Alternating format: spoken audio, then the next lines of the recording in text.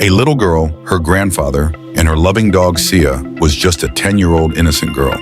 She loved her grandfather dearly and always helped him with his work. But her best friend was Bruno, her loving Labrador dog who was always by her side. Sia and Bruno had a special bond. When Sia laughed, Bruno wagged his tail with joy. When Sia was sad, Bruno would come near, lick her gently, and rest his head on her lap. They understood each other without words. One day, Sia went out for a drive with her grandfather. After spending the whole day having fun, they were returning home late at night.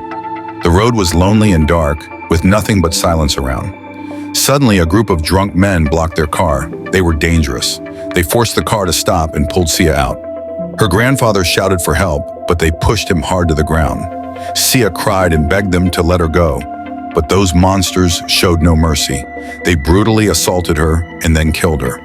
Bruno was also with them, but those cruel men knocked him and the grandfather unconscious.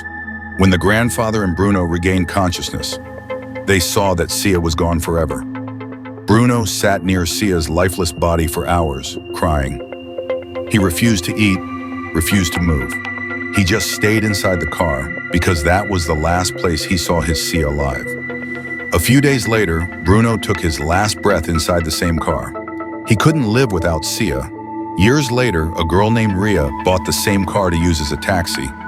At first, everything seemed normal, but soon strange things started happening. Whenever a bad person sat inside, the car would stop working on its own.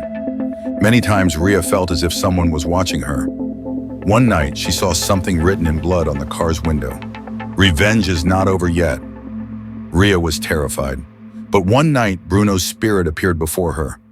Bruno's spirit told Ria the entire story, how his little Sia was murdered, how those monsters destroyed everything. Now Bruno's spirit wanted revenge. One by one, the murderers started dying mysteriously. One was found burned inside his own room. One was crushed badly in his car. One drowned in the river. The police were clueless, but Ria knew Bruno's spirit had taken Sia's revenge. After the last criminal died, one night, Ria heard a little girl's laughter inside the car.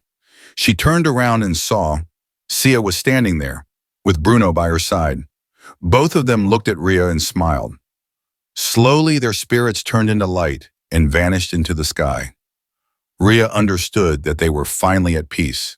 True love never dies. Bruno and Sia's friendship remained unbroken, even beyond death.